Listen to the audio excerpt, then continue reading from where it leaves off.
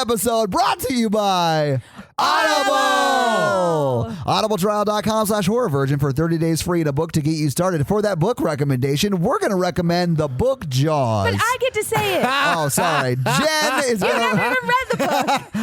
I honestly didn't know it was a book until I saw it sitting on the coffee table. Smacked it on the coffee table. Yeah, everybody, this week I'm recommending Jaws by Peter Benchley. It's really good. I've read it several times. So check out audibletrial.com/horrorvirgin for 30 days free and a book to get you started and make that book Jaws. By Peter Or Benchley. anything else you want. Yeah, whatever. Yeah. No, Jaws. Okay. Okay. Jesus. This episode's also brought to you by Nick B. All right. Hey, Nick B. Here we are Oh, again. God. Here we go again. Nick B, I just talked- am going to preemptively apologize. I got into a Facebook argument with Nick B. Oh, God. He joined the army on a bet. What? On a bet? What was the bet, Nick Why? B? He He We didn't tell need me to about the know more. bet. Do you want to bet on this? I bet the bet was that he wouldn't join the army. Another fun fact about Nick B. He spells color that weird UK way. Color? Yeah. Yeah, because he's from the UK. Well, whatever. Yeah. So he spells it correctly. So he didn't even join the real army. Oh, God. Is he in Her Majesty's service? He's on the HMS Orca. We love you, Nick B. We really But do. this episode's also brought to you by John. John. I got real facts about John. Oh, God. Let me tell you the truth about John, listeners. Don't listen to what the mainstream media says about John. I love that when we start talking about John, you become Alex Jones. No, real fun fact, doesn't use his blinker on purpose. What? Yes. What Why? kind of purpose? Does he stick his arm out the window? No, he Does it doesn't. signal that He way? doesn't signal at all. So he just careens all over? He's a monster.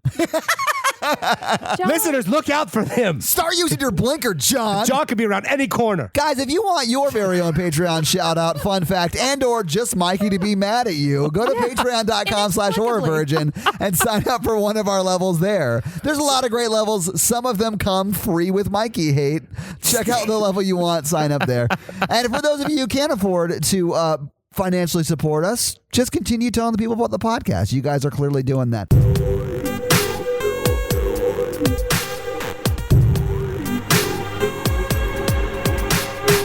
I have only heard that I'm delightful. I don't From think... your mom? No, from your mom. Welcome to the Horror Virgin, everybody. I'm Jen. I'm Todd. And I'm the horror virgin Mikey, which means I don't like horror movies. Wait, we can't do this. You're Mikey, No, I'm Mikey. and I'm the horror virgin Todd, which means I don't like horror movies, but you guys make me watch them and then sort of, I guess, just make fun of me. We try to teach you how to love horror. We walk you through it. And you guys made me watch Jaws today. We did. Yes, I'm so excited. This is one of my favorite movies. Yeah, and I'll say I didn't hate it at all. I thought it was a great movie. Yay! Is it horror? There's a debate. I do think it's horror. I would be on the side of not horror. Mikey, where do you fall on it? Well, I made you guys watch movies that weren't scary, so I'm not Attack of going to the really Yes, take a you hard have. stance on this. I will not forget it. Honestly, I appreciated the reprieve. This is not a scary, scary movie. No, I would classify this as a horror movie. I don't know if it's first a horror movie, but it definitely lives under the umbrella. You guys have seen this before, right? I have seen it before, Todd. Because you've been alive. I have been. Yeah, I mean, this is one that I actually remember my older sisters watching this when I was a kid, and my sister Suzanne rushed me out of the room. He's like, "You can't watch really? this." Yeah. I remember the night that my youngest brother was born, I watched this movie waiting for my parents to come home. Oh yeah. Aw. Yeah. Really? How old were Who you? was watching I was you? 14. Oh. Oh, I thought you were going to say 4. No. I think the first time I watched this, I rented it on Halloween or something, and I had my friend come over and we were going to watch a super scary movie, and that's when I found out that it's a great movie, but not that scary. Spoiler alert for the scary scale. No, it's not that scary. No. I've watched it a lot of times growing up because it was always on TV. Yeah. And Yeah. I watched it as a little kid. I loved it as a little kid. I had Legos. I had a boat Legos, and I would recreate the movie because I had a Lego shark. We're gonna need a bigger Lego shark. Oh, the Lego boat was way bigger than the Orca. Let me just yeah? tell you right now. And it was awesome because also I had like space lasers installed on it. It got the job done, okay? Jeez. It's a very Spielberg movie. A very Spielberg. I think I wrote at one point Spielberg all over the place. Well, he in this is scene. he is Spielberg. Yeah. Was this his first movie? This was his first big movie. So he had directed Duel at this point. It was like his first big movie. It was his first big movie. I mean, like every movie he does now is a big movie. It's a big Right. deal because he is Because it's Spielberg. him, yeah. But this is the movie that I guess made him Spielberg. Yeah. And I you guess I can didn't see know a that. lot of his style in this movie, I think, too. And you see like kind of how he a rougher version of his style. 'Cause Yeah, feel I like don't he think gets it was better. nearly as good. No, he gets better. Well, I mean, like you can see the shots and you Yeah. can see some of the stuff and like the direction and the art design and Yeah. like the framing. Edit this to make me sound good, and then I know what you're saying. Like, it's still great. He's like a great director, even at this stage. But comparing this to like newer and more recent Spielberg films, Like Jurassic Park. or sure. even just Spielberg from the '80s. Like, Yeah, this from a few of his other bigger movies, he comes a long way. Yeah, I didn't mean to say that this is not well directed. This is superbly directed. It's just that he got even better after this. Yeah. But yeah, I mean, I understand why like Jack O'Brien, who was on the Daily Zeitgeist and he like ran crack.com forever, loves this movie and talks about how he watched it like every day as a kid. And I get it. It's a good movie. I mean, even for someone who hates horror movies, it's not super scary. It's good. This is on my top 10 film list. I Me think too, Jen and yeah. I have Ooh, agreed I on can that. see that. No, Yeah. it's good. I don't think I put it on my top 10 film list, but it's definitely very good. I have a shirt, but I shouldn't have time to change it. Yeah, will you put a shirt on? I'm wearing a work shirt, Jen. So, Jen, let's get into this movie. All right, so we start with underwater shots and some amazing Oh, I thought it was a music. beach. I thought it was a beach. Oh, No, we water start with a man chasing the a opening. stranger. yeah. And we start with underwater scenes and the music that is awesome. I guess that's true, but Okay, that's very, very technically quick. true. Yeah. That's the credits. So, yes, you are right. It does start with underwater scenes, and then it quickly cuts to, It cuts to hippie bonfire. well, yeah, more or less. yeah. Like very quickly, and then all of a sudden this lady like takes off sprinting, and a guy takes off sprinting after, and you're like, Her name is Chrissy. Yeah. Her name- well, he yells after, "What's your name? I'm Yeah, right. chasing you." Okay, I have a serious question for you both. Would you skinny dip with a member of the opposite sex that you just met, like at a party, who is shit faced? Would you or Done have it. Yes, you? check bucket list. Oh, okay. Okay. So, Yes, like, all right. I have done that. Yes. And you have too? Jen, as your Not lawyer. in the ocean. Yes, I was that's also just stupid. Yeah, I wasn't in the ocean either. I've done similar things. Okay, I don't think I could do that. I couldn't do it now. I haven't been working out at all or anything. I don't have the confidence. You would fall down on the beach not because you're drunk. Yeah, I'm like, I'm too drunk. I can't. I did make that joke because she like full on sprints to the beach in sort of a cutesy catch me kind of way. But the weirder part is that they didn't talk to each other before the sprinting. No, they say no words until what's your name? I'm coming too. Yeah. We're going swimming. I mean, honestly, with different music and like a different ADR dialogue from the woman, that is a very creepy scene. It was still creepy. I was like, oh, I didn't remember this being as creepy as a kid. And like here's the reason why it's creepy. Are you ready? Because she hits the beach naked. She's stripping off clothes. He's too drunk to even catch up to her, like throws up halfway there. I did when he gets to the beach and he's all out of breath trying to take his shoes off. I was like, "Hey, Mikey, this is you." And she's acting like she's in a triathlon. Like she Oh, yeah. takes off towards the buoy. She is no stranger to cardio. Look, who swims to the buoy in the ocean in the daylight with clothes? People who are competing in Ironman. Yeah, she's like, Iron she's like, women's, iron persons. she swims real good, like Yeah. real fast. And like Yeah. the guy, he makes it to his boxer's level, and then he just lays down and He got stuck on That's out. shoes. And that's just a lesson. Some guys aren't in it for the chase. They'll only chase you so far, ladies. Yeah. Once you get in the ocean and swim towards the buoy, I'm out. I mean, honestly, that goes for me too. Like, I don't care how like hot Natalie is. If she strips down and then swims to a buoy, I'm out. Yeah. Skinny dipping is supposed to be like a flirty euphemism thing, not like a race to the buoy. Like, Yeah. I don't want to exercise during my flirting. This isn't the Greek Olympics. Yeah, because I'll be like, You're going to exert all your energy on the wrong thing. Exactly. Oh, Oh, so cut to cameraman under her while Oh, she's yeah. completely naked. This is when we find out that it was authentic skinny dipping. Yeah, like it was. You could see, I think, a little too much. Well, it is PG. For a PG rated Yeah. movie. Oh yeah, I didn't realize that. I guess I knew that. PG-13 didn't exist until Indiana Jones, I think. That's right. Do you know what the first movie was to have a PG-13 rating? I thought it was Indiana Jones. Red Dawn. That's right. Ooh. Yeah. I don't know why I know that. Flashback to it's Poltergeist, our Poltergeist episode. Oh yeah, that's right. Yeah, another Spielberg joint. Yeah. That's a good episode. Everybody check it out. Yeah, it's like the fourth or whatever. Third. Oh, it's the third? Yeah. My voice will sound different. I was about to say that. Fuck. Yeah, Mikey, you do sound a little bit different. Yeah. So this is the first death, right? The naked lady. What's her name? Chrissy. I know her as Naked Lady. So she. She has a name, Todd. I'm not the one who didn't know it. It was Mikey. Yeah, Mikey. I have a legit question though. Was there any speaking between the two of them before they ran off? No, he was like, All right. No, not that we see. I mean, they may Yeah. have talked at the party earlier. Yeah, it's the very beginning of the party, or the yeah. very beginning of the movie, and the party's going on before the movie starts. Right. Yeah, I mean, she was just sitting across from him and gave him the winky blinky, and then got up and ran. Okay, so she's swimming out to the buoy, and then she just gets jerked under the water. And I love how this scene happens because it's very effective, but you don't really know what's going on unless you've seen the poster for this movie and you know that there's a big shark underneath her. if you know the premise of the movie, you probably know what's coming. Yeah, if you've been alive since 1975, have seen the poster for the movie. But if you were the first person to see this movie, you wouldn't know. Like if you didn't know that was a shark, there's no way for you to know now. She just gets jerked under the water by something. Well, you hear the music, doom, doom. Yeah. But it's really cool. And so she gets jerked under a couple of times and then she's screaming and thrashing about in there. She's going back and forth. I want to know how they did that. So what they did is Oh, they you know? I Awesome. do know, yeah. I don't know exactly how the simple machine, if you will, Mikey, worked for this thing. That's a shout out to I don't know what episode. The Collector. That's right.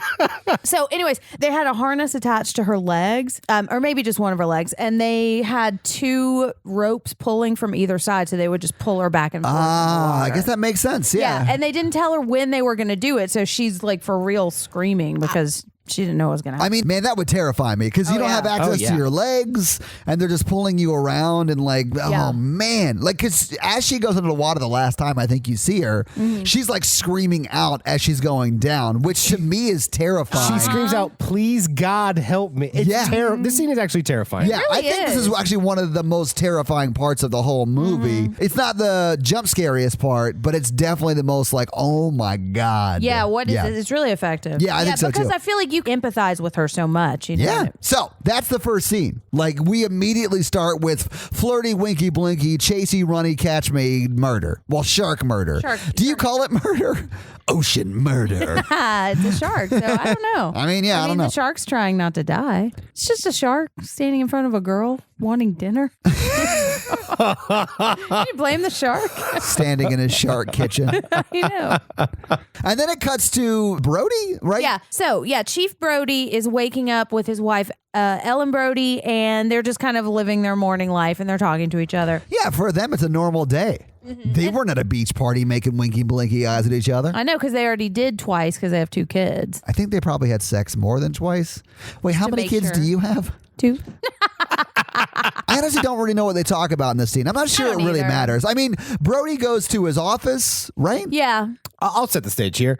This scene's just to kind of set it up where like Brody's a good dude. Like him and his wife having a good relationship. He shows him as a caring dad, a caring husband. And that he's not from that island, that he's Right. from Yeah. New He's York. from New York. Right. And they move to the island and he doesn't like water. Right. Yes. Yeah, and this I'm not exactly sure if this is when we find out, but that and so in the book there's this big plot line about being an islander and being from out of town and you just don't know how the island works. And so that's kind of a little nod to that. There are people talking about that at the beginning. Like, Yeah. there are a lot of people who are like, I remember one lady who was pretty much orange saying, Yeah. if you weren't born on the island, you're not from the island. So there's and like that's that kind division. of a New England thing, you know. I know from reading I a don't lot know. of Stephen King stuff. Oh, okay. So anyway, Brody gets a phone call. He does get a phone call, and we find out he's got 2 phones, and it's really weird. Yeah, they because never he's- addressed that, They right? don't. Is that in the book? No. I have no idea what that weird is. thing. He doesn't has the Brody phone and the family phone. But they do, and that may be what it is, because they do have to. I mean, he has a family. His wife's going to use the phone. His kid's going to use the phone. But Yeah. he is the police chief, And so they would need to be able to reach him at all So times. that Yeah, makes that sense. makes But sense. they don't ever address it. And it's so weird because he's standing right next to a phone receiver when you used to have phones plugged into the wall, and he's got one in his hand, so you can clearly see that he has 2. I don't know. I think it's just a time thing. Like they don't have to explain it then because that's how it was. yeah, it's not important. It's just that I'd never noticed that before. You notice the strangest things in movies, like license plates and stuff, you know? Yeah, and the shooting stars. yeah. I can't believe I've never noticed those before. Me either. If they would have just wished upon them, it would have had a better ending. Jiminy Cricket is just over there singing. The shark eats him. We got to get a bigger boat. All right, so now the call he gets is that from this college kid who passed out drunk on the beach saying that Chrissy is missing. And so Yes. they're going back to where he last saw her.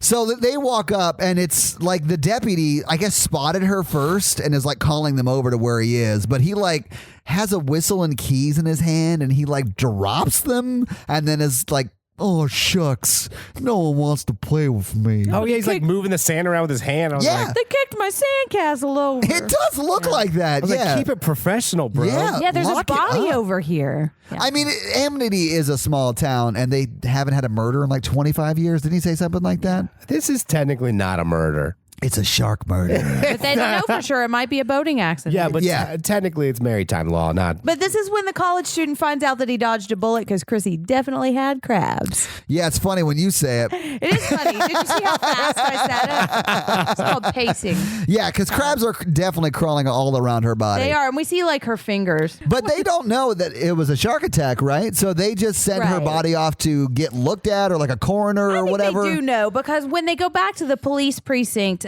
he's filling out the accident report and he writes probable cause of death. He says shark attack. Oh yeah, no. That's what I meant. So Yeah, they send the body to the coroner or death investigation person. I'm not sure what they call him on Amity, but that person then calls him Timey coroner.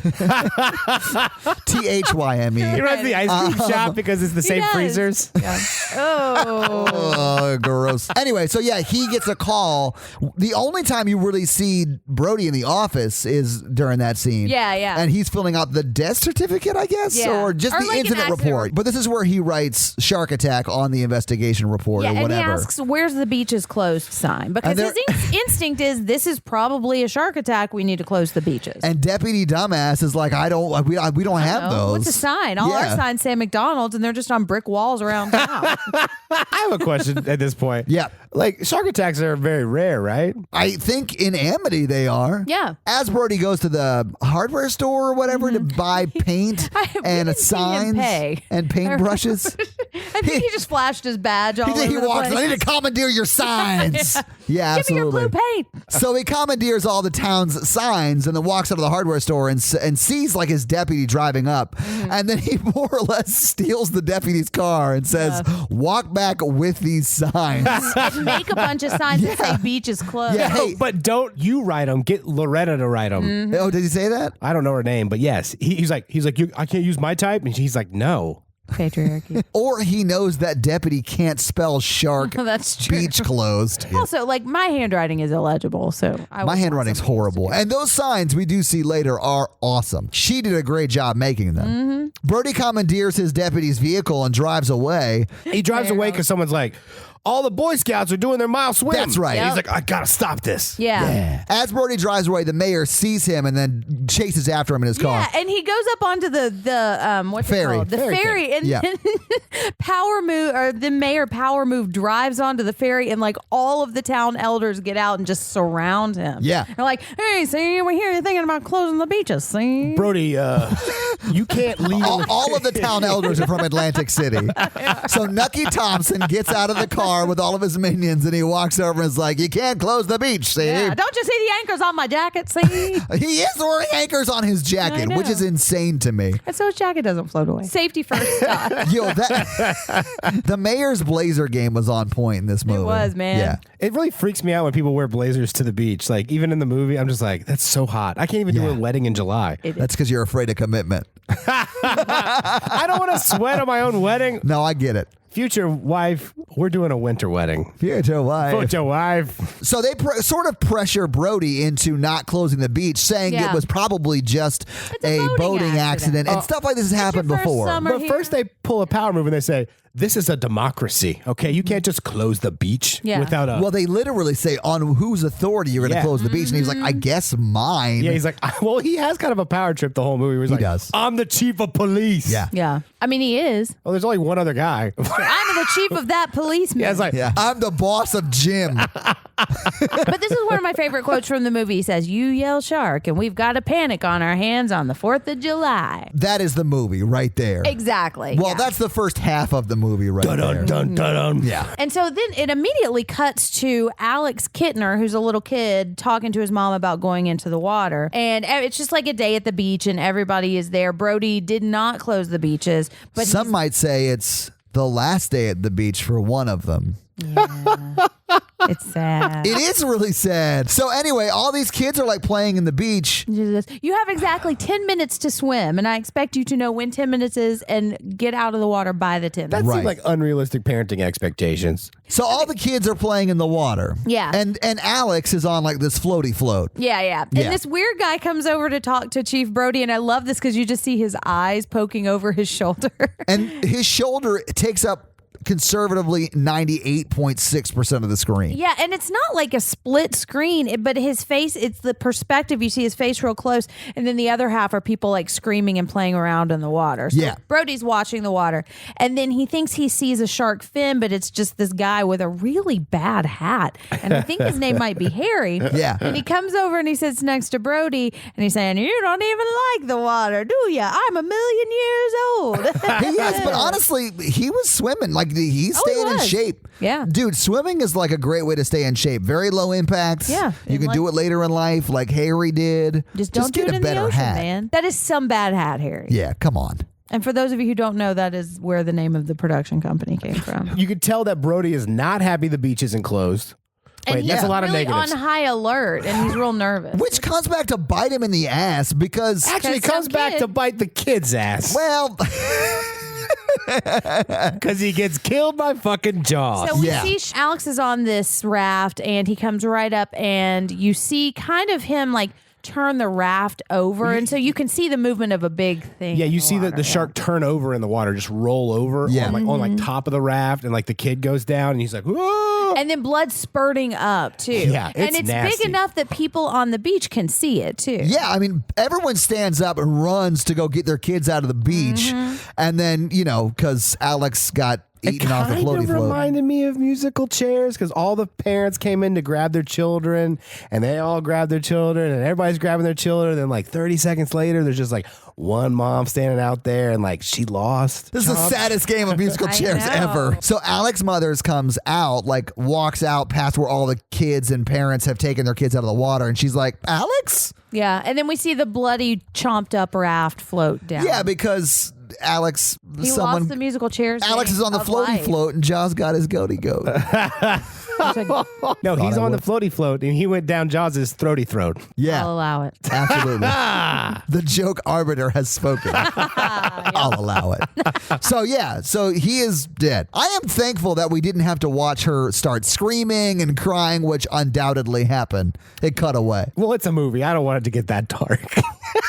I mean, watching a kid die and the mother's immediate reaction to it's pretty freaking dark. I mean, yeah, it is really sad, but the movie doesn't really dwell on it too much compared No. to a movie like Pet Sematary that's like all about the grief, So it cuts to like a wanted sign for Yeah. Jaws offering $3,000 for his immediate kill. $3,000 in 1975 is the equivalent of $14,746 today. Interesting fact. So she's got a $3,000 bounty on this shark, and it's just driven this town insane. Yes. And she must must have posted it in Field and Stream or something because people are coming in all over town. They go in, they have a press conference or something in the town meeting hall or something. And so Brody's talking about it, and they just want to know if he's going to close the beaches or not. And he says he is going to close the beaches. And they go, Yeah. And the mayor's like, well, just for 24 hours, for 24 right. And hours. he's like, I didn't agree to that. So Brody's one of my favorite protagonists. Really, ever? Yeah, because he's a good guy, and the film does a really good job establishing who he is as a man, as like a guy. You know, he's a good husband and like cares about his wife. And there's like little tiny moments where you infer a lot of his character from it.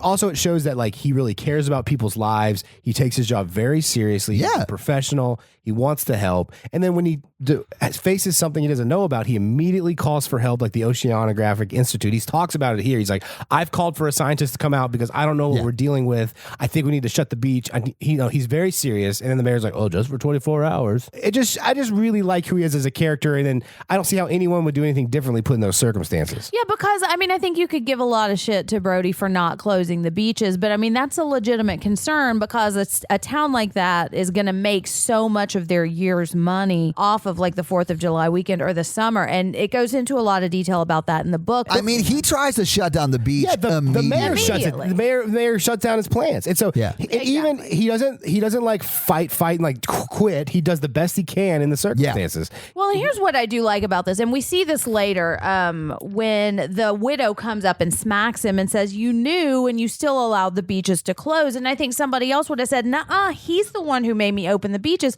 but he doesn't because it was actually his. I mean, he could have fought a lot harder for it, and he chose not to. And I understand why he didn't, but I like that he takes that and he accepts the responsibility. He accepts responsibility. And he turns to the mayor and says, "You know, she's right." When he has his like "I told you so" moment with the mayor, he could have gone a lot further, but instead he uses that moment to take advantage of the mayor to get what he needs to get the job done. Right. There are a couple of B storylines in the book that got cut out, and I think that it was the right choice to cut them out. But one of the things in the book is that the mayor is involved with the mafia, and so he's under a lot more pressure to keep the town open because he is a real estate agent and he's worried about losing all of his rental income, and he owes money to mafia. So there's a little bit more of a sinister reason for him wanting to keep the beaches open. So yeah, we're in that scene where Brody's saying that he's going to shut down the beach, and the mayor says, well, just for 24 hours, and then you see nails on a chalkboard. Yeah, and then we see, apparently before Quint scratched nails down the board, he drew a clever little cartoon of a shark. So I guess I haven't watched this movie in a few years, I didn't notice that. It's such a serious scene, which has a silly shark drawing on it, and I'm like, what happened to my movie? Guys, it doesn't just have a shark up there. There's a kid in the shark's mouth. No, there is. How did you not see that? Which means that Quint got there before the meeting started and started drawing the shark. Eating a child. Eating a fucking And then child. he stands up and apologizes to the mom. Does he? Yeah. I'm sorry, man. He does? Yeah, he talks to her directly, and then everybody else, and then walks out. Like, you didn't just draw a shark eating that person's Maybe son. that's what he was apologizing for. Oh, man, that's not your It kid. just all clicked That's with a me. different kid. I'm sorry I drew the speech bubble saying, Mommy! Mikey has seen this movie 1,000 times and just realized why Quint apologized to the mom. I thought it was because her son died, but it was like, I'm sorry, miss. I didn't think you'd be here for my Banksy drawing. You know what? I bet he's the one who bank. Okay, Maybe he did the sign. Yes, thank you, Jen. I bet couldn't he say did. it. Yeah. He What sign? vandalized the billboard. Oh my God. Yeah. That actually does make sense. At the bottom, it just says, call Quint, 10 grand. It does make sense that he would do that because he wants to pressure the town into paying him $10,000. Like, that checks out. And he does know a lot about sharks. Richard Dreyfuss does say that those dimensions are correct. So, like, he 100% did it. He is a mumbling evil genius. He's this big shark hunter, right? But Is he? I guess he does have a lot of shark mouths. And So like, he's talks done him a about bunch. hunting Yeah. them. But like the whole movie, they're like, there's never any sharks up here. So like, what is his day job? Well, he sharks hunts around the country. Oh, is that He's a true? rogue shark hunter. You read the book. Is that true? Yeah. I didn't get that vibe from the movie. I thought it was like a local fisherman. Quint, thanks. I hunt sharks. This is our first one. Yeah, we don't. What? $10,000. I drew a picture of a shark eating children. In case you had forgotten what happened. I'm sorry, ma'am. I'm sorry, ma'am. Oh my I don't God. remember him apologizing to And the then widow. he walks out of the room. Like he drops the chalk and walks out But of he the doesn't room. walk out alone. No, he has a minion with him. He's carrying a paintbrush, black paint. He's like, I'm going to the sign. They're all at the meeting. Perfect. That's perfect. He left the meeting to go vandalize the sign because no town officials are out. Both the police for the town are in that meeting. Yes, we figured it out. Give me Spielberg on the phone. Oh my God, we cracked it. All right, so now Brody and Ellen are talking, and this is a scene that I really like because apparently they've gotten the son like a little dinghy boat for his birthday, I'm sorry. What? It's a small sailboat. and Brody's looking through shark books. Yeah, this is like the shark book montage where Brody's typing into Google, what is a shark? Yeah. He just yells at his library, Jeeves, what is sharks? Yeah, and the books just fly open for him. Yeah, and he's looking and he's seeing all the gross pictures of shark. You mean like the shark bites? Like shark bite wounds, yeah. There were quite a few pictures that I was not ready for. But Yeah, they're I like didn't look. legit shark bite attack. so. Yeah, like they were horrible. Love this scene because, again, one of those subtle character scenes for Brody where he is a good husband, talks about his kids. Yeah, and cares. Like, worried about them. Well, I like the scene because of Ellen, and She's great. Yeah, she. So he's like, he's fine. He's never going to want to go in the water again. He's just sitting in his boat, and then she turns the page and sees a shark eating the shit out of some boat, and then she says, "You heard your dad. Get out of the water!" It is a funny scene. It is. I like it. Okay. You're swimming that morning or I don't know, mid-afternoon and your friend gets eaten by a shark. Do you that night get in a boat in the water? No. I never go to the beach again. Yeah. Yeah. I move off that island. At the age of 8, I get a stick and a bindle and walk off the island. All right. So, and I do like this scene too because we see our two drunk fishermen just like stumbling down These this people are so ramshackle dumb. dock. And their genius plan to catch the shark and win $3,000 is that they stole their old lady's roast. I don't know what she's going to make for dinner.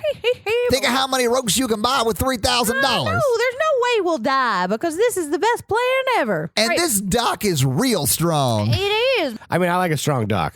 I don't even know if that was a joke. It was the cadence of a joke, but I'm not sure if it was an actual joke. It was subtle.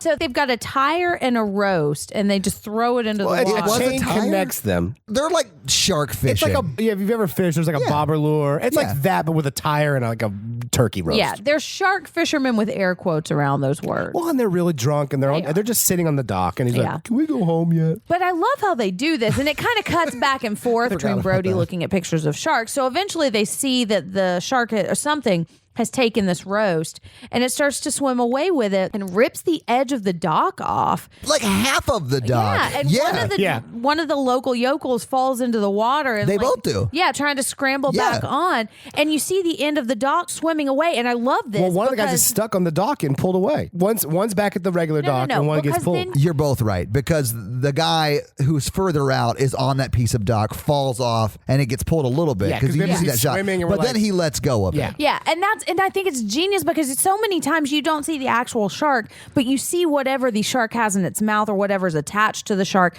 Yeah. You see that direction, and it's just amazing Like because the you buoys. don't know how close the shark actually is because you can't see him, but you know that he's coming back. And I love when you just see that piece of the dock turn around and start going back the other it's way. a very tense race with a drunk guy swimming. You might say they've introduced a ticking clock. Yes. To the A ticking situation. shark dock clock.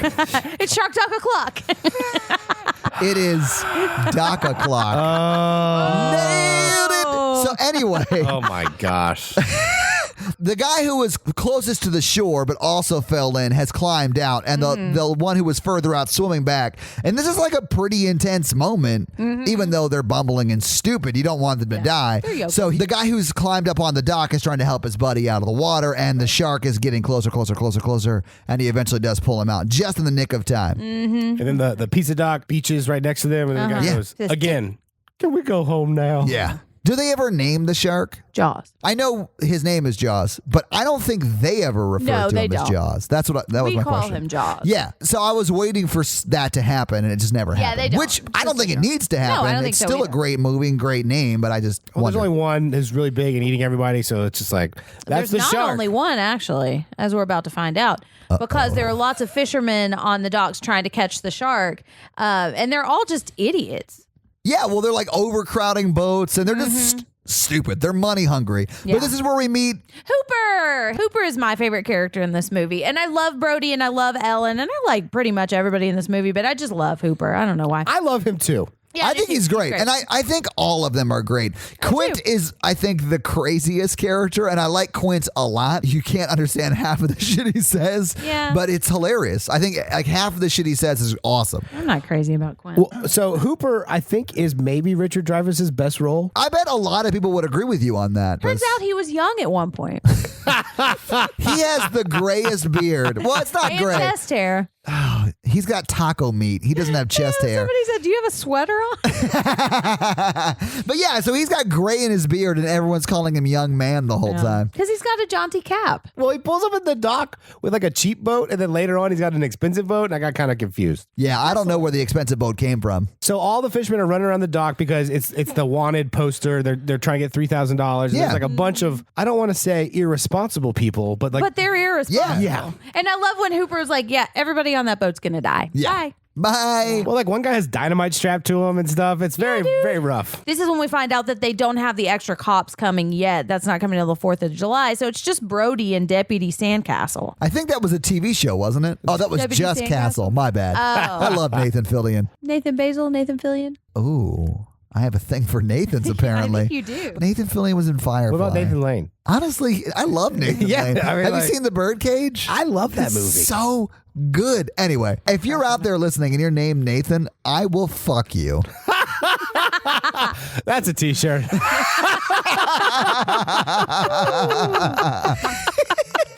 That was gross. This podcast is off the rails. So this is where Brody and Hooper meet. And it's like they're Yes. meet cute. They're like, "Hey, can you tell me where to find this guy?" "Oh, hey, well, I'm that guy." Well, but Brody's sort of like, who are you? Oh, you're the guy I'm looking for? Well, then Yeah. I'm the guy you're looking Is it for. me you're looking for? There's I a hear shark you have a in shark. the sea. Yeah, they seem pretty happy to see each other. They do.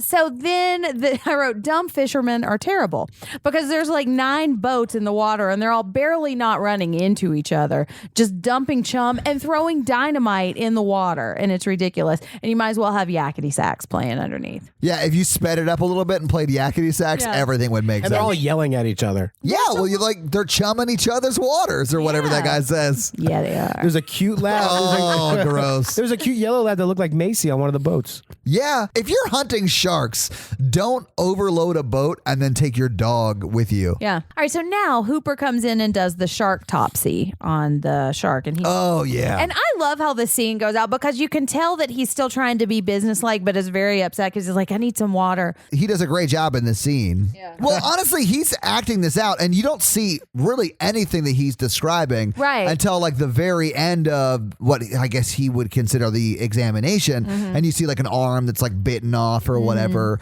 and he's like real pissed at the medical The examiner. old-timey coroner. Yeah, because he's like, "You said this was a boat attack."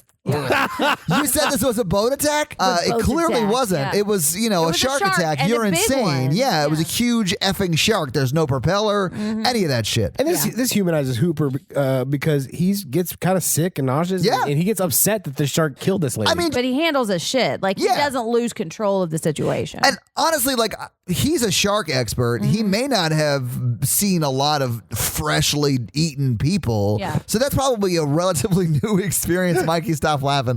That's probably a relatively new experience for him, but he handles it well. Brody also, he just stands back and he's like, "You know more about this, so just tell me what you find out." Yeah. Which we're having a lot of problems with in modern day where the protagonists just know everything all the time. I'm also a shark expert. I don't know. So the next thing that happens is we got our giant shark that someone has caught. Yeah, So it's they almost think, immediately "Yay." after that. Quint is lurking about with his orca boat. Hiding his paints and ladder. Yeah.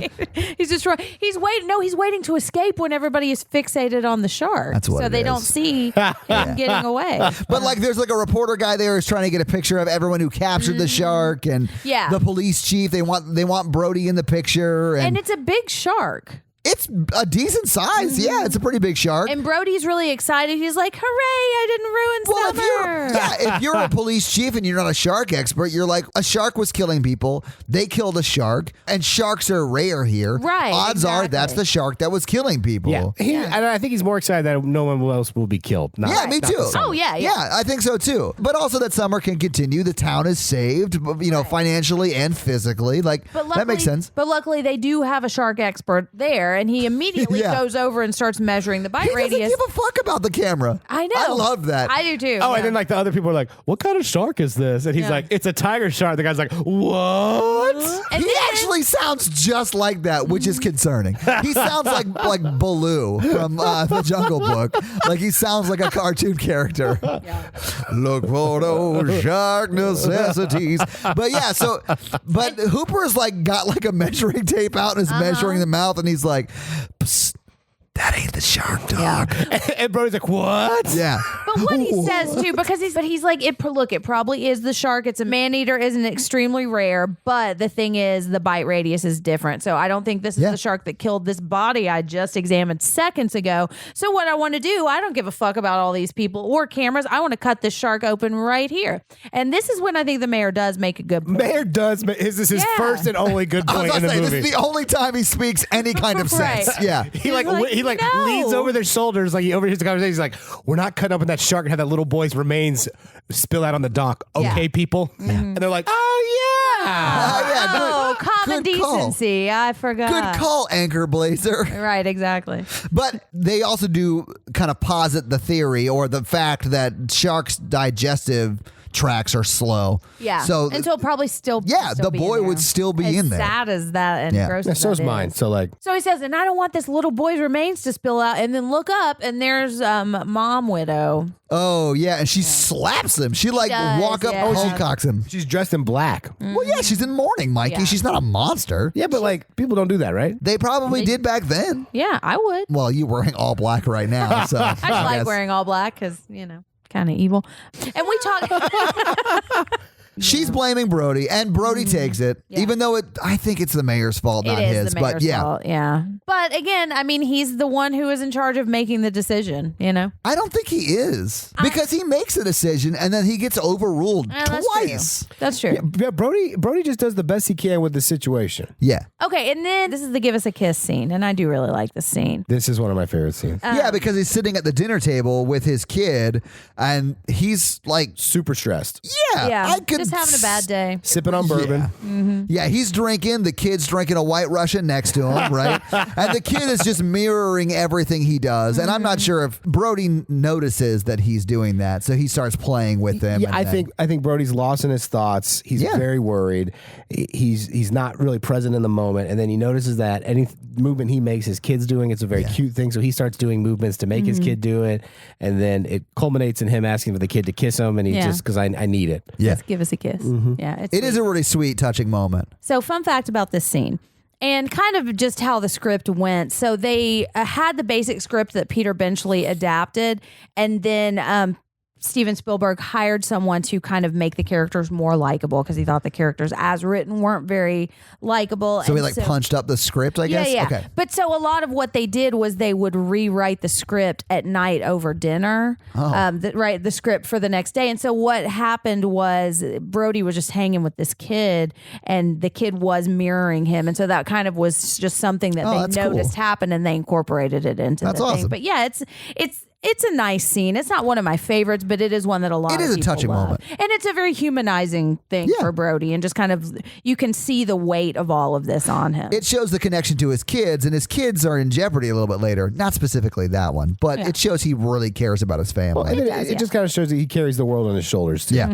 And then Richard Dreyfuss comes in and is like, knock, knock, knock. And Ellen walks over and opens the door and he's like, I want to talk to your husband. Yeah. And she's like, yes, so do I. I know. Which I mean, I thought thought that was hilarious. It's not. I don't think it's meant to be funny, but it's Yeah. just like I like that you don't think Ellen takes shit. Like I Yeah. like I like think it's Ellen. meant to be funny, and I think it hits. Yeah, and then he just barges in and sits down at the dinner table With and two bottles of wine. yeah, and presumes that he was invited to dinner, and he wasn't. So he just takes Brody's food and starts I eating get it. that. Yeah, But Brody takes his wine and just pours that it is true. all Brody's into happy it. to see him. Yeah. So in the book, this was an actual dinner party that they had. It's a much more complicated scene, and we meet a lot more people in the town in the book. In the book, Hooper and Ellen had known each other when they were kids, and Ellen had dated Hooper's older brother. Oh, okay. And in the book, they have an affair. What? Hooper and Ellen? Yeah. I could see that. Yeah, he's a lot more like dreamy in the book. I'm not that Richard Dreyfuss is not attractive, but like he's more like kind of an alpha rich guy, kind of comes from a good country club family kind of guy.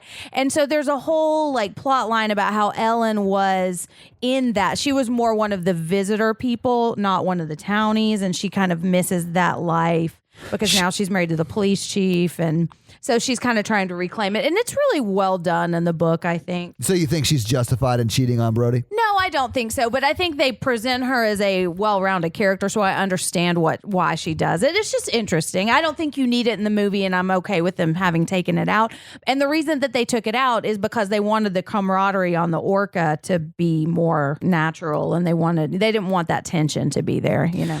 I do think that you do get some of the fact that she misses New York in the hospital scene Yeah. because she's like, "Are we going home to New York?" And he's like, "No, our home here." So basically, what happens over this dinner is they're talking a little bit about why he's interested in sharks, and Hooper's like, "Yeah, you still have a shark problem." I do like that they get shit faced and then go to like do an autopsy on a shark. I like this whole side plot. So they go to cut open a tiger shark. They do. and they find, find, a like- bunch of fish, a license plate.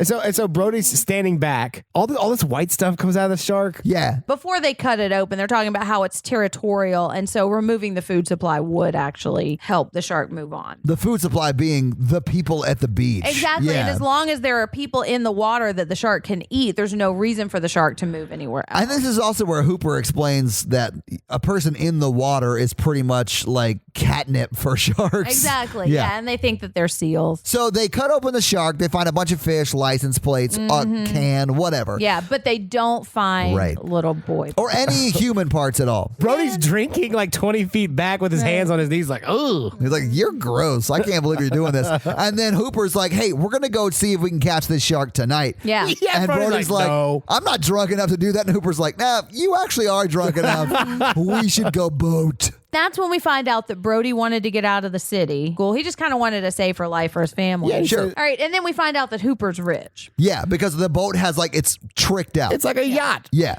And we find out that Brody hates the water. Well, and yeah. doesn't Yeah. even really like to get Oh, we in found out at the boats. dinner party. And then, because his wife, Ellen's like, well, Brody Yeah. hates the water. And there must be some sort of scientific name for it. He goes, drowning. Yeah. But the boat has like CCTV on it. It's got like radar and like. So there's a fish finder. And so the fish finder has found something. And it could Welcome be a back school to of Fish Finders. Yeah. Our fish finder tracker breaking is tracking a school of fish. Beep, beep, beep. It does sort of sound like that. And so they go and they see an abandoned boat, and we find out it's Ben Gardner's boat. And I know that name because he's a bigger character in the book. Well, he mentions him a couple of times in passing. Yeah. I bet Ben Gardner will get that fish. He's like the local Quint. Like he's probably their best fisherman in town. And so he's the one that Brody has been like, Are you saying he's a big fish in a small pond? he kind of is. He's a big medium fish on a small island for sure. So it's Ben Gardner's boat, but it's abandoned. And so Hooper thinks now's a great time to go scuba diving, murder a shark in the water. And Why? Brody's like, let's just creepy tow it in. abandoned boat. Why? Yeah. Brody's ever the drunk voice of reason Yeah. says, "Let's just tow the boat in and see what happened." And Hoover's like, I got to see something. Turn the lights on. I was like, Yeah. what do you mean turn the lights on? It's the ocean in the middle of the night. What Oh, lights? no. I got yellow glow sticks. We're Yeah, cool. he's like, "Don't worry about it. Exhibit tricked out my boat, so we're cool." Hit that switch, and it turns on these Yeah. yellow lights Yeah, under the water. the ocean looks like a lighted dance floor. yeah. Yeah. And so they go into the boat. And I think this is when you said I would never get in the water or take a bath again. No, This. 'Cause it is ever. real scary. This is one of the scariest parts of the movie, I think. I think it is definitely the most jump scary part of the movie. Yes, it because he is. gets in, goes to the boat that's underwater, and then boom, face. Well, he finds a giant shark Finds a big tooth. Yeah. Where he's like, "Oh, this is a great white." In his mind, he says that. Right. You don't hear that dialogue. Right. You just see the bubbles come up. The thought bubbles. Yeah. And oxygen, but yeah, probably. And then he sees Ben's head coming out of the hole in the boat right Yes. at you, and it's a big jump scare. And fun fact about this, he actually added that scene in later because he wanted one more jump scare in the movie. Fair enough. Yeah, and he did it. He filmed the part where the head comes out in his friend's pool. Really? Wow, okay. And so they dropped the shark tooth. Well, he does. 'cause He does. Terror, yeah. Yeah, As you because would do when you see a head. Oh, yeah. underwater, right? I'm not freaking out looking at your head right now. Well, I mean, if my head was decapitated, you might drop that mic. I Yeah. definitely would. Shark capitated. Yeah. And the eyes are a little buggy out, too. Yeah, get it right, Mikey. Sorry, guys. 100% I would drop that shark tooth. Yeah. And he then does. pee myself back to the Turning the boat. water yellow. Yeah, and he does. The water is very yellow when it gets out. Mine would be brown. So now they're talking to the mayor again and they're saying, found the shark tooth. We know it's a big shark. We know Ben Gardner's dead and he's a constituent jerk. And But he voted Democrat, so wrap it up, boys. More or less. The mayor, the mayor's like, well, do you have the tooth? No, I dropped it when I saw your constituent dead underwater. So here's what I hate about this conversation. I don't have the tooth, but I have his head. Do you want to Yeah. see that, True. Mr. Mayor? Yeah. that could have been a boating accident. What? Yeah, it could have been one of those boating accidents where, like, you know, the boat propeller breaks off and then rips out shark bite looking holes in the boat. Yeah. It's classic case of that. And then cuts your head off and plants it at the bottom of your boat. Yeah, the mayor's and then disappears. The mayor's like, this was obviously attacked by Davy Jones in Pirates of the Caribbean. They're saying we definitely need to close the beaches. And Hooper is saying it's a great white shark. I've seen its tooth. Not only are we going to have to close the beaches, but we have to hire somebody to catch the shark. Yes. And Hooper's saying you have to either kill it or you have to cut off its food supply, meaning closing the beaches so that it will move on. And this is when we see Quint's handiwork. Yes. By that, we mean it sort of pans over to reveal the Amity sign that's now defaced with a shark fin. And I think the woman has like got bugged out eyes and I think shark! is that what it is? She's gonna help Little thumb shark. up? Yeah. Yeah. Yeah. This is where we see Quint's second Banksy. Yeah. And it does kind of look the same style. It does. You yeah. mean not great? Cartoony. Yeah, kind of A little cartoony. ham-fisty, but gets the point across. Yes. Oh, and so the mayor says, well, the beaches are going to stay open. Right. It's 4th of July tomorrow. We're not closing the beaches. You're insane. Right. So it's 4th of July excitement time. Beaches are crowded. You literally see barges bringing people over. Like it's Right. a huge event. Yeah, but everybody is sitting on the beach and nobody wants to go in the water because there are just as many boats patrolling the water for Yes. sharks. Yeah, so And a helicopter. yeah, there's a helicopter. Hooper's out in the water with a bunch of boats. They're all have They're all walkie-talkie. guns and Yeah. stuff. And then Brody's on the beach with some of his people, and the lifeguards are now here. Yeah, and there's news reporters here talking about like the shark that ate the kid. Yeah. And fun fact, the reporter that is talking is Peter Benchley, who wrote the book. I'm surprised he gets a cameo. That never happens. He actually did a decent job. I think he did a great He job. did. I mean, he Yeah. adapted the script too. Well, I know, but like most writers of movies are not in the movies. But no, I think you're right. It's rare for that to happen. But this book was really like a really big bestseller, and it was adapted right after. I actually think the rights were bought before, so he had a lot of clout, and I think he Yeah. could say. And I think he did a could great demand job. a high price, and he could say, "But I want to be in this too."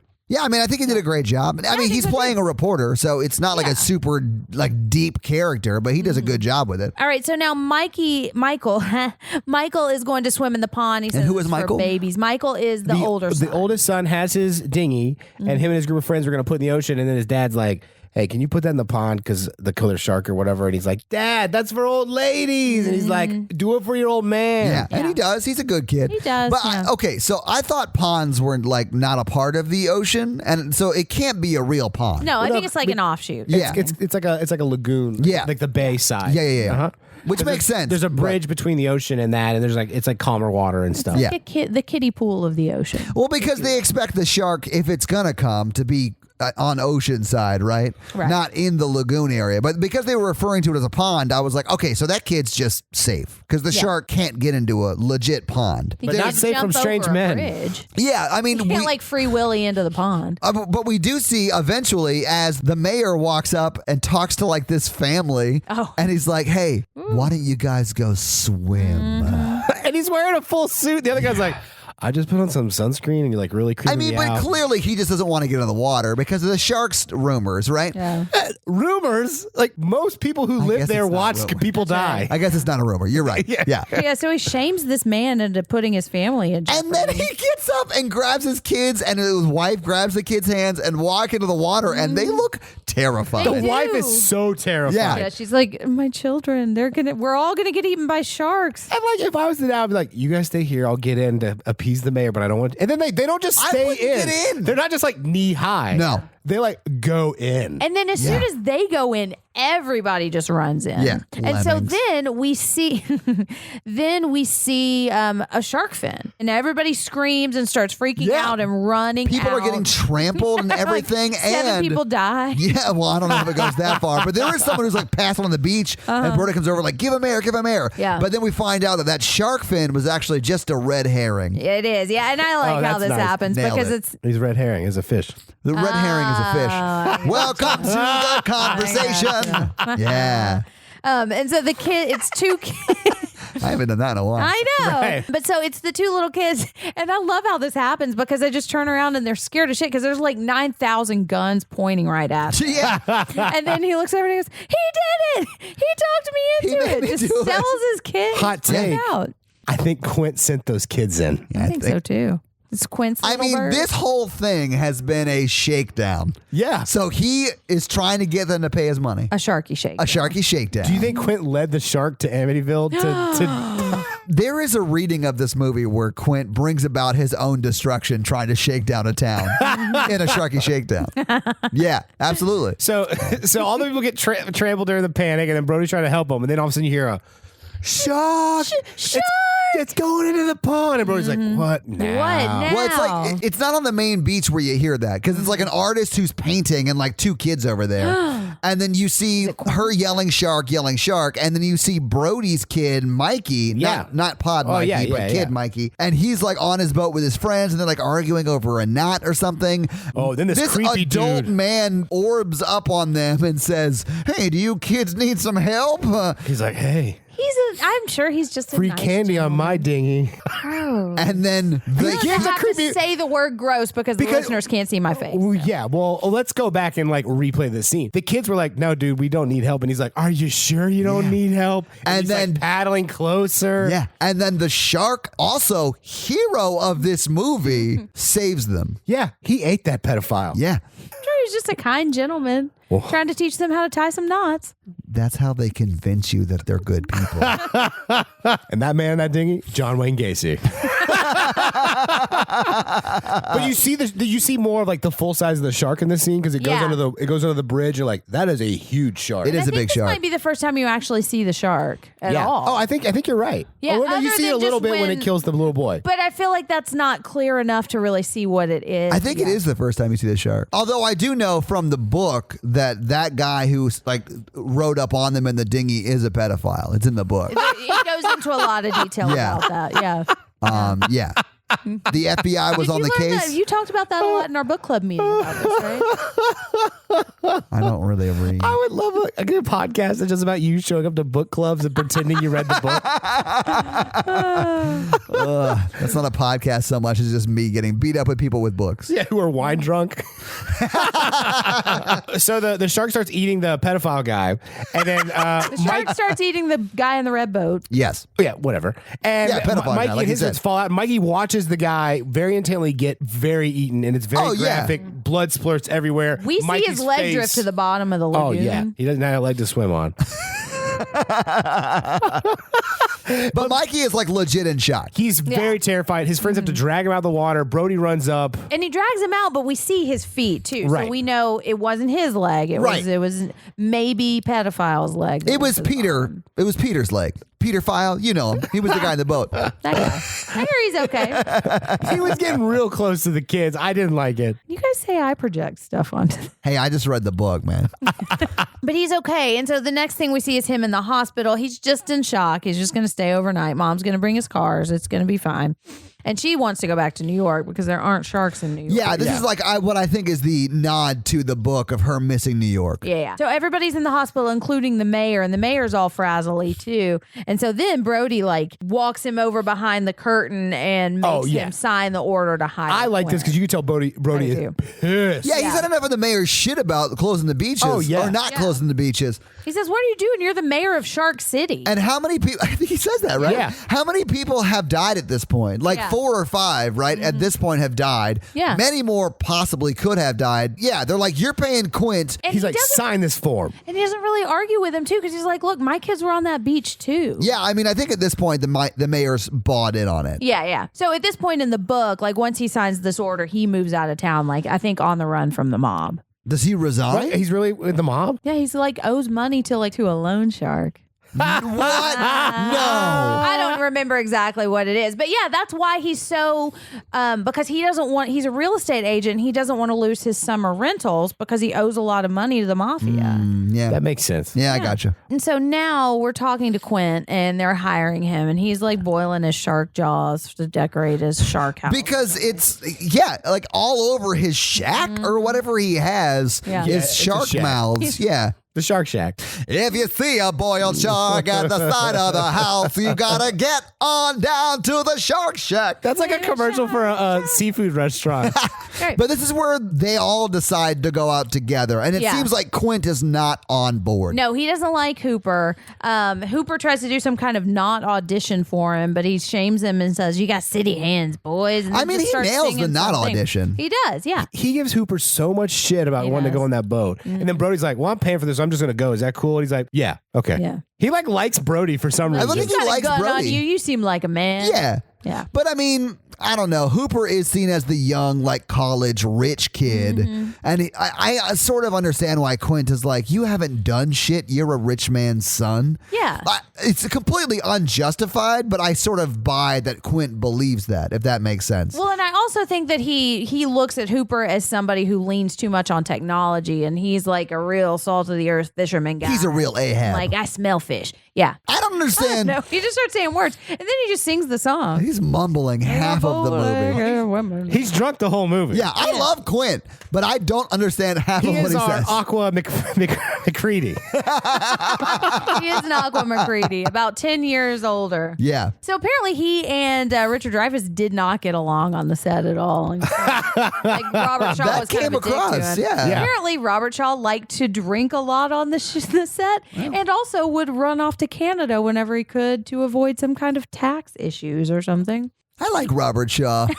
He does a good job. He really He does. is I good, don't yeah. really recognize him from anything else. Either. So now Brody and Ellen are saying goodbye to each other, and she's really nervous. And I so, would be too. Yeah, I would too. Yeah, and she's got a right to be because he almost dies, and they're off. But so Ellen leaves, and that's the last time we see her in the movie. Oh yeah, you don't Goodbye, see her Ellen. again. I guess the movie does just sort of end before they get back to shore, so there is no like okay. welcome home. I think one scene we missed, well, one part of the scene we missed was Quint getting all his like old timey fisherman stuff ready, opposed to Hooper's new. you know what? That's true. Yeah, Quint is loading like He's got like a rifle and like rope and like a hook, and he's like, bringing all that crap.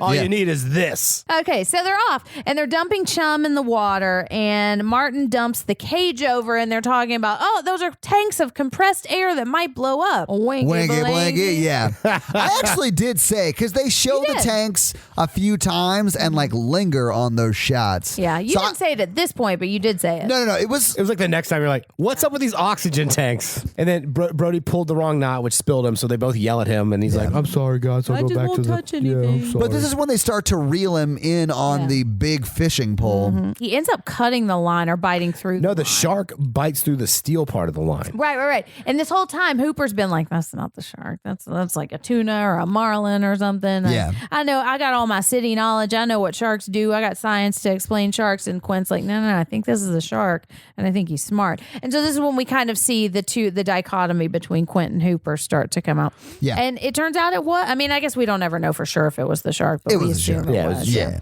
the implication. Yeah. Because it says no one could cut through that wire. He says he's either very smart or very dumb. I think this might be my favorite scene in the movie. This is when Brody is dishing out the chum and just kind of is forgetting what he's doing and not really on alert. And then the shark just kind of swims up. And this is the clearest that we see Yeah. it and just bites the chum. And I love how they cut this because Brody sits back really quickly, and just the angle and the way they edited it, I just love it. Well, and he just stands up and like backs up and then talks to Quint and he goes, "You're going to need a bigger boat." We're gonna need a bigger boat. Yeah. That line was ad-libbed, by the way. Was it really? Was it? It's like one of the most famous lines in the movie. Yeah, he will That not is- let the bigger boat thing go. Yeah. Yeah. Although he was absolutely right. Oh, yeah. Yeah. Yeah. They all pick on him at first, and then like later on, they're all like, "We probably should have had a Hey, bigger yeah, boat." we did need a bigger boat. Yeah. Our bad. Yeah. I'd be on a cruise ship, like, we gotta get this shark. Yeah. I'll be down the casino. Yeah, let me know. I'll be singing karaoke.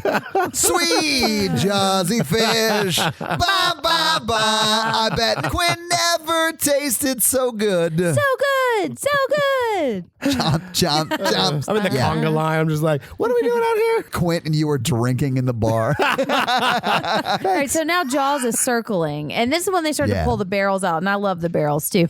And Hooper's trying to get, so we see him, and they're saying, "Oh, he's got to be 25 feet. He's 3 tons." And Hooper's trying to get Brody to go out onto the end of this walkway so he can take a picture Yeah. of him in scale. And Brody's like, "Fuck no, I'm not going to do that." You're like, you're insane. Eat my ass. I'm getting back into the boat. I know. That's one thing I think I like about Spielberg's style, and you can see it a lot in this movie, is that people just have these conversations that are really realistic, the Yeah. way people would actually talk to each other, and I think it humanizes the characters a lot. I think he does a great job with that. Yeah, not think just so in this too. movie, but Yeah. Quint gets his shark gun and like the dart. It's a harpoon attached to a yellow barrel that'll make it hard for the shark to dive down or swim. Yeah. Yeah, and then Hooper is attaching like a strobe light to the top of it in case he wants to go to a dance party. Yeah. So Quint shoots it just in time as Hooper ties on the strobe light, and then the first barrel goes out. Yeah. Uh-huh. Yep. And then goes under because it's a giant shark. Yeah. Yeah. And so now they have to find him again and just wait. And then we get the Indianapolis scene, the USS Indianapolis I scene. love this part of the Is movie. this where they're all drinking? Yes, they're all inside the boat. It's nighttime. So this is like in Lethal Weapon, like before Mel Gibson like has sex with the main chick in that movie, they're like comparing scars and stuff, and that's exactly what's happening in this scene. So it made me very uncomfortable. Yeah. I was like, "What is this scene happening?" first? They are doing a no, lot no, of you're arm right, but I wrestling. saw them in the reverse order. Brody's just being quiet and drinking, and then but like Hooper and Quint are like, "Well, look at this," And they're like look putting at their this. legs on each other and like They're comparing drinking stuff. to each other's legs. Yeah. Yeah, Oh, it's a lot of male bonding. it's And very then, weird. Hooper makes this dumb joke about having a scar right here where Mary Sue Ellen broke his heart. And by Mary Sue Ellen, he means Ellen, Brody's wife. What? Oh my God! Nailed Yeah, it. We nailed it. So then I think that's somehow Quint's fault too. Quint Brody's like, "Well, what's this on your arm?" And Quint's like, "That's the Indianapolis." There you go. That was the tattoo of the Indianapolis. I And was you like, hear Hooper's brain record scratch. Yeah. It's like- so then he starts telling this story about the USS Indianapolis. It's quite the monologue. It is. I mean that literally. Like it's really good. There's Yeah. some controversy about who actually wrote the monologue too. I have a fun fact about this too, and I can, because most of what he's saying is actually accurate. It was the USS Indianapolis, and one of the top secret missions was to deliver a piece of the bomb that was dropped on Hiroshima, and he talks about that. "Yeah, Yeah, he mentioned that. It gets torpedoed, and there were 1,195 people on board, and 300 of them went down with the ship originally, and I think it sank in like 12 minutes after it got torpedoed, and only 316 of them survived. How long did it take for them to get rescued? Okay, so he said that it was because the mission was so top secret that they didn't find out about it for a week. And so what I found was that it's a little unclear why they didn't find out immediately, but they didn't find out for like 3.5 days. Wow. So they were all just kind of in the That would be terrifying. Well, Yeah. and then that's like but in his monologue, he says 1,100 men went down in the water. yeah. And then 300 came out. And the sharks killed all of them but 300. So he tells this whole story about how they all like swam together. They all had life jackets. They would be in squares. Like, Found his friend he thought was asleep, but it Right. turns out he'd been bitten in half. Yeah. Yeah. and he just tells a story about how sharks killed all of these sailors. And that happened too.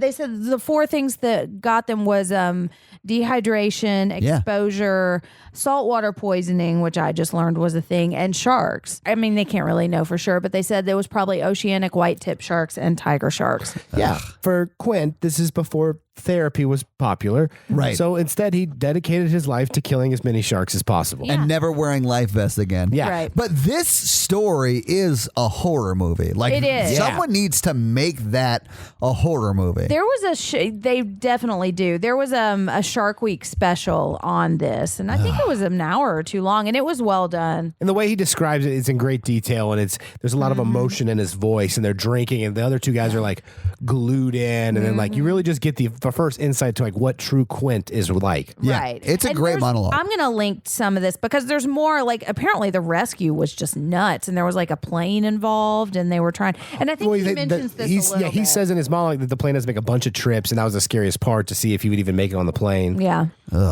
So he's telling this story, and then they start hearing whales calling, and the shark starts bumping the boat at this Yeah. point. Somehow the ship catches on fire or something. I think everything is just Something getting falls bumped off and the knocked like around. counter and it catches on Yeah. fire. It was an oil yeah. lamp. I do love how Quint is like, "Hey, Brody, put that fire out."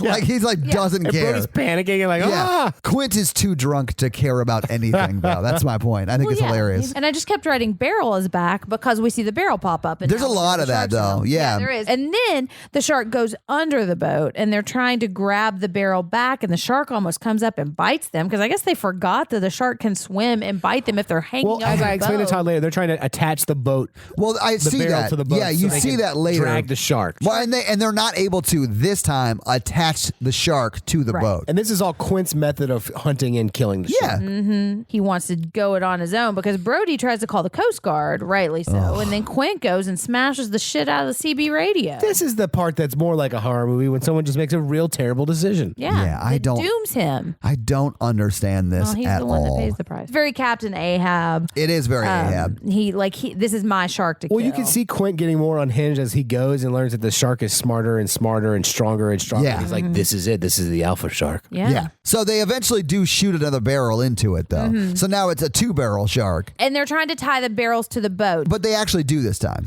Hooper does get squished by the rope. And it looks painful. It really does. Yeah. And Quint's now like, hey, we got it. We've solved the problem. We're just going to toot on back into shore. And Yeah, they're we're gonna gonna drag 'em into shore. taxidermist- Yeah. And then the shark starts dragging the back of the boat down. This is insane. It really is. I mean, it's pulling them backwards. It's not dragging them down so And much. this as it is why like you needed pulling a them bigger backwards. boat. Yeah. Exactly, because they shoot another barrel into it, and the Now barrels it's a just 3-barrel start shark. flying around, and Oh, it's yeah. like going under the water and jerking the boat down, and and so finally Quint has to cut the rope because water's going. Oh, he into doesn't the even boat. get to. He doesn't even get to cut it.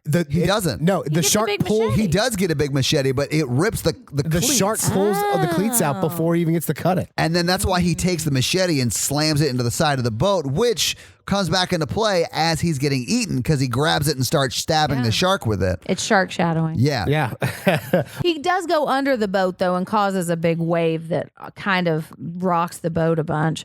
But so now they decide to head into shallow water. And this is where I got a little confused because Quint, I wrote, he's kind of a loose cannon because he's just kind of losing it. And he's punching the boat so fast. I don't understand He's this like either. burning the engine out. Yes, the shark's attached to the boat still, and the barrels are behind it.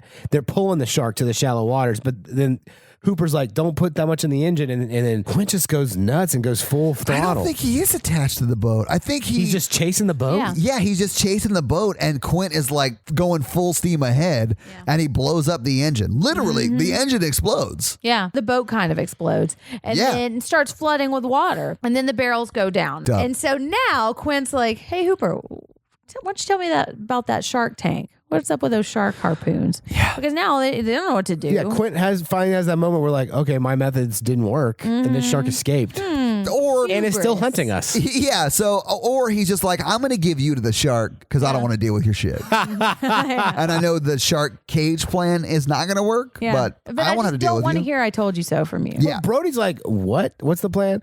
He's like, I'm gonna put poison in this dart, and then I can't get it through the skin, so I'm gonna put it in his mouth or his eyeball. And Brody's like, I don't know about that, bro. You should just try to shoot it. So they start building the shark cage. Yeah, and so he goes Yeah. down, and Hooper's real nervous, rightly so. Like he doesn't have enough spit for his goggles.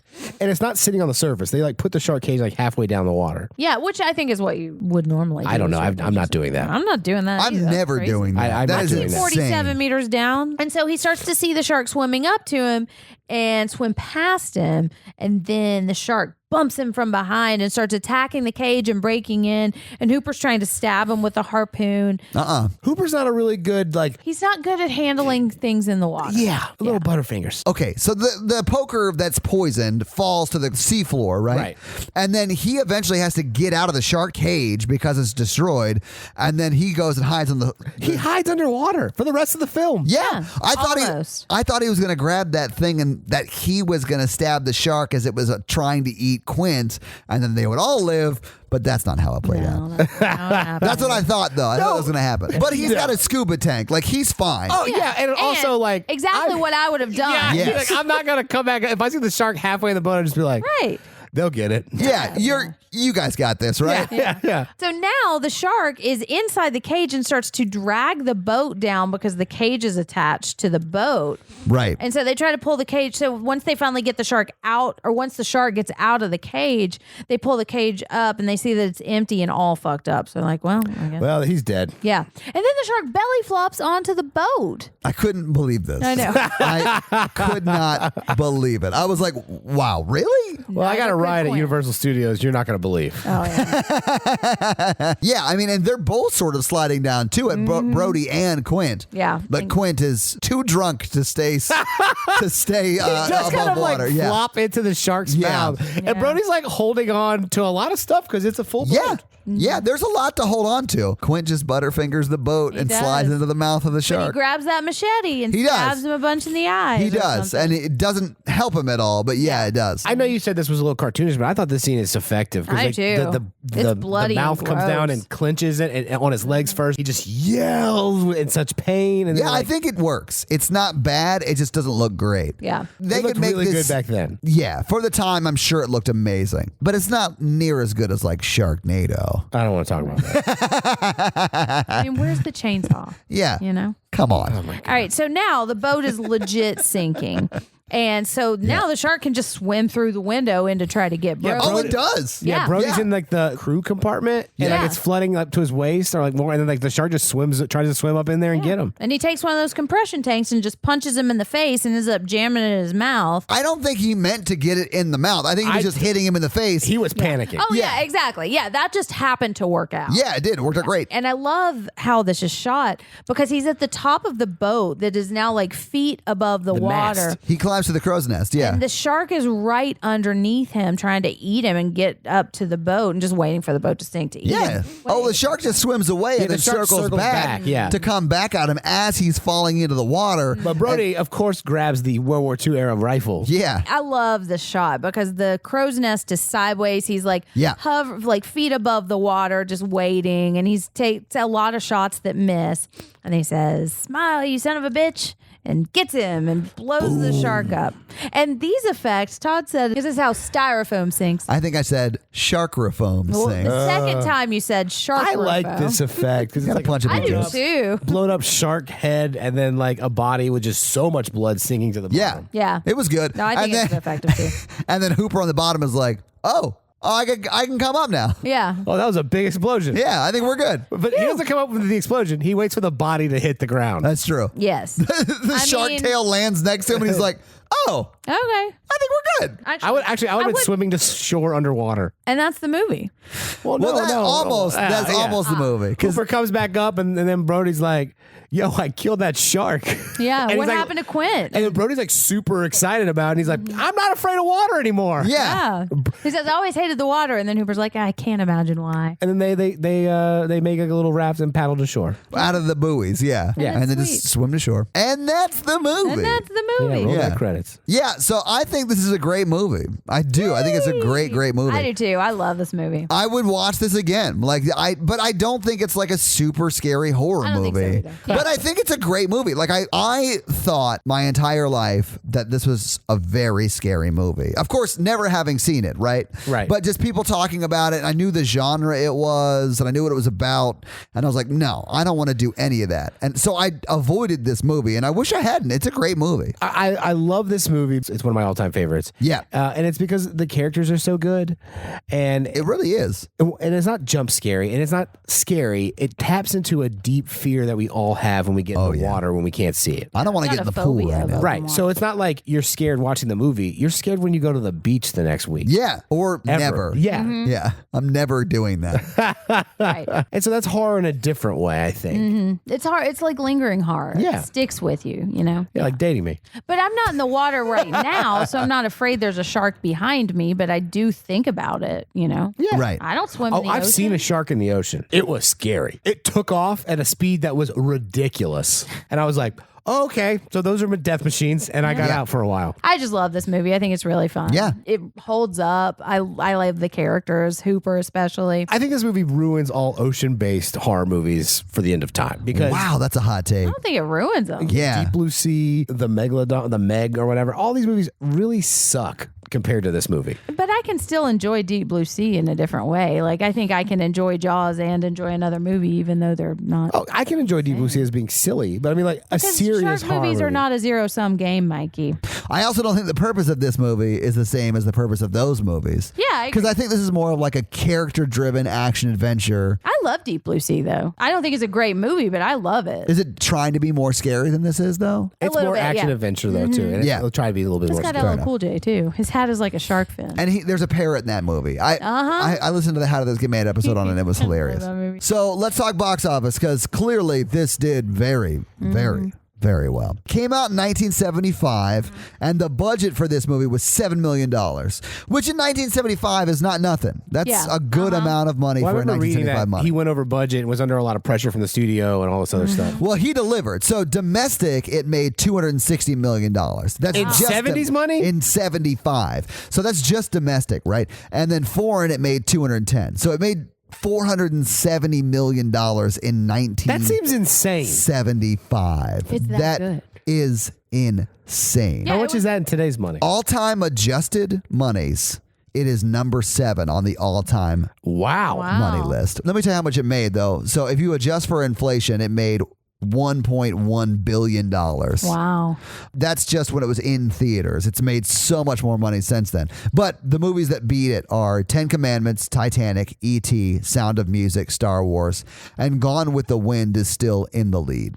Oh. For adjusted for inflation. Gotcha. So Gone with the Wind came out in 39. So that's just so many more years, too, you know. Well, yeah. I mean, when it was in theaters, it made $200,000. But it was 1939. Yeah. This was the first summer blockbuster, and this is the movie that's really credited with inventing the summer blockbuster. So and good. part of the reason for that is because this is one of the first movies, it might actually be the first movie to get a wide release. And lots of times the way they would roll out movies is they would release them a little bit and kind of build over time to the adding Really? theaters as they go. Yeah, and this one was released in 400 theaters at the same time. And it became kind of like an event thing. Yeah. Well, the 400 theaters seems real small. It is real small, I think but there are for like then- 3,000 theaters across the nation now. Yeah, but I mean, this was in 1975. True. Right. And so it kind of changed the way studios marketed movies because another thing they did was market saturation, where they just had a ton of commercials before the movie came out to try to make it like an event movie. Like doing trailers and stuff. Exactly. Yeah. And that was kind of a new thing for the so this reinvented the way they put movies out. Listeners, there are just a billion fun facts about this movie. I'm trying to kind of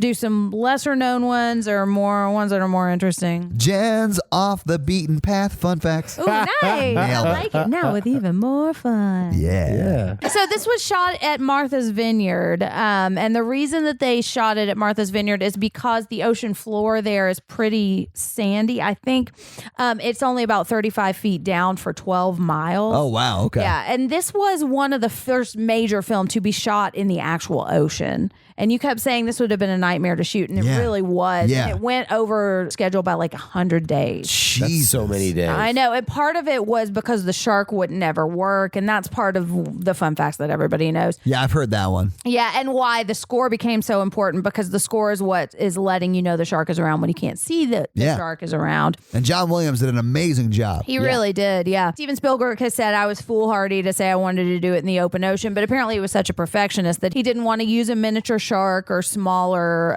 miniature anything. He wanted it to be real. He wanted to build the shark to scale. And the shark, they made, I think, 3. They made a full-size shark, and they made like a one side and then another side. And it was like 1.2 tons. The And shark was? the shark, yeah. Jesus. Yeah, but so because it was only 35 feet deep, it was easier to get back up, because at one point the platform carrying the 2 halves of the shark capsized and they sank all the way to the bottom. Oh, God. And they had to get it. So they were saying that's why it was so far behind budget, because they were like, we would only get like 4 scenes on a good day, and on a bad day we would get nothing. Yeah. So it just took forever. Wasn't the shark supposed to be in it a lot more? And the Yes. reason that's not in it very much, which I think is better for the movie, but the reason that was is because the shark was like never working, and they. That's a common Right. fun fact, so we're not really going over that right Oh, now. my bad, guys. That's a common trail fun fact. Yeah. That was an on the beaten path fun That's a fact. basic fact. But the shark actually doesn't appear till an hour and 21 minutes into the movie. And yeah, it kind of lends it like a Hitchcock vibe. And he's talked about It that. does. Yeah, saying it was going to be like this kind of schlocky action horror movie, but it ended up having to be like much more mysterious. And Yeah. and I think that's part of why the movie It is so works. great. Some of the shark footage is actually real. They did it in a shark cage in Australia, and I think they hired a little person actor to be in the cage so that the shark would look bigger. It does. I mean, the shark looks good, and that's It the does. Richard Dreyfuss in the cage scenes. Yeah. Like it looks good. They originally offered the role or considered Hooper. They were going to give it to John Voight or Oh. Jeff Bridges. We're all big in the 70s. Yeah. So this was inspired by a real life event. I'm going to link the Really? story Really? of this. Yeah. Tell me more. I'm going to link the story of this because there's a lot more details and it's really well written. But so in 1916 at the Jersey Shore, I get it.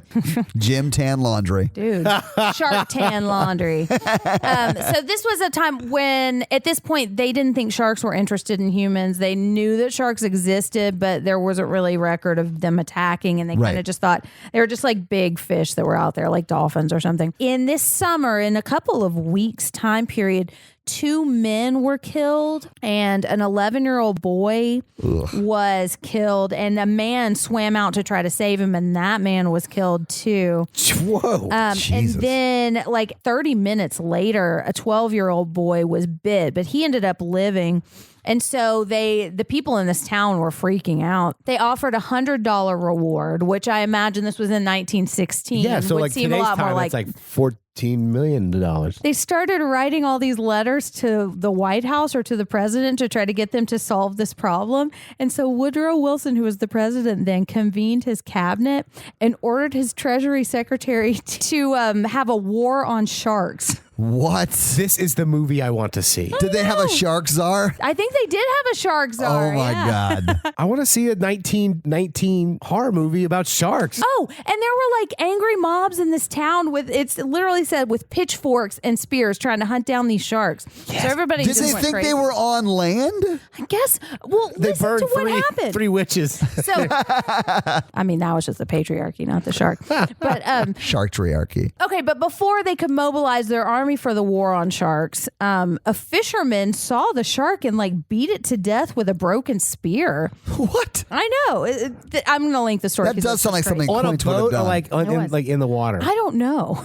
But it beat the shark to death. I want this movie. And they cut the shark open and found human bones inside. But it was like 1916, so they couldn't ever conclusively say it was the shark. But the shark attack stopped after that. Peter Benchley has said that was not the inspiration for the book. But I mean, it's so close to the story. I can't Yeah. imagine that actually being true. But it's different enough. He didn't rip it off or anything. Oh, Like, no, it's- not at yeah. all. There is a cold case around this part of the country called the Lady of the Dunes. And it was a lady who was found dead, like about 100 miles away from Martha's Vineyard. I think that's around the Cape Cod area. But so she was found on the beach and her hands had been removed so they couldn't fingerprint her, and she'd been decapitated, I think. And they couldn't figure out who she was. was. But around 2000, they recreated a likeness of her face and they put it in a magazine. And so Joe Hill, the author, was looking through this and just that day happened. I know this story. Did you hear my favorite murder episode? I know this story. Isn't this cool? Okay, so anyways, so he was reading through this magazine or book, and then he happened to go watch Jaws with his 3 sons for like the 40th anniversary, and he saw a girl in the movie, and a girl that looks just like this, the recreation of this lady's face. And this was in 1974, about 100 miles away from where she disappeared. So thinking, hey, there she is. She was an extra in this movie. But he mentioned it to his friend who was an FBI agent, and the guy was like, well, just call it in or post it online. It can't hurt. You know, Right. there are like stuff like that happens, and that's kind of how we get leads on these cold cases.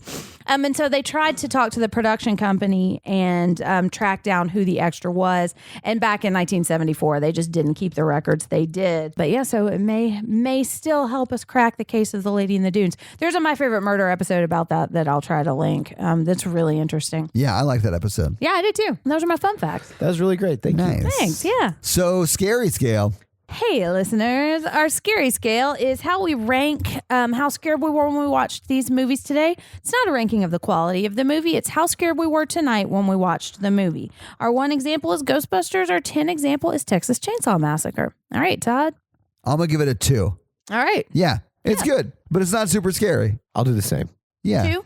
Yeah, All same right. reasons. I'm going to give it a 4. Ooh, Wow. And it's kind of like what you were saying.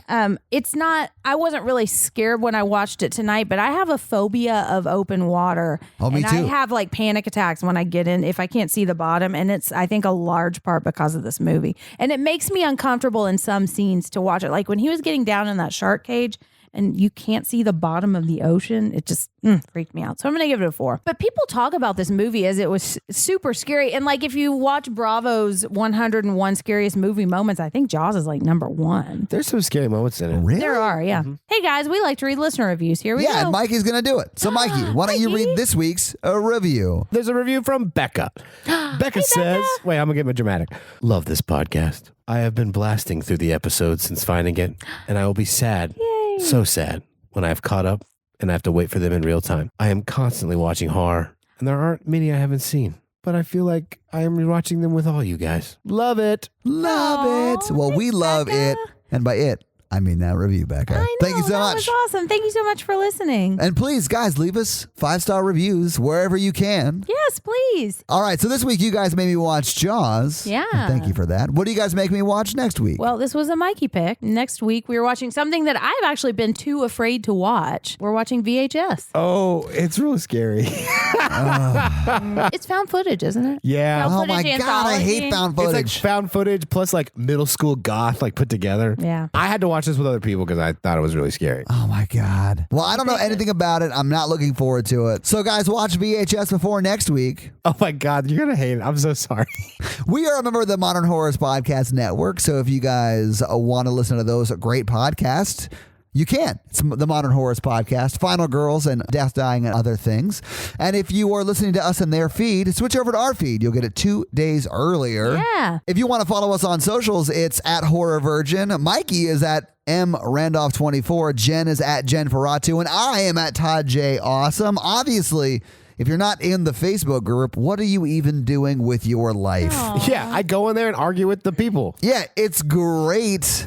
Sensing a theme. There is a lot of Facebook exclusive content, but only in the Facebook group. So if you just follow us on Facebook, you'll see posts, but you're missing out on like 90% of the fun. So Yeah. join the Facebook group. If you want to help financially support the podcast, please do at patreon.com/horrorvirgin. So yeah, once we get enough money, we're going to buy pretty much all new gear so we can give you guys all new sound. So yeah, if you can help us in that endeavor, please sign up at Patreon. You'll get a bunch of great perks. Yeah. If you can't, just please continue telling your friends, family, and coworkers about this awesome little podcast. We Yeah. appreciate it. Just listening really means a lot. And to us, rating and too. reviewing. It's free. It doesn't cost anything, but it really does help people find the show. It does, yeah. You can also visit our website, which has got an awesome blog and links to our merch stuff. And we've got some pretty new designs for that too. So that's horrorvirgin.com, right? Yeah. That's going to be it from us, everybody. I'm so happy we got to watch this because, happy 4th of July. Because Oh, that's oh, why we're yeah. doing So our 4th of July It's our episode? 4th of July episode. Holy. White- But yeah, happy 4th of July, everybody. Yeah, guys, happy 4th of July. And if you're in the UK,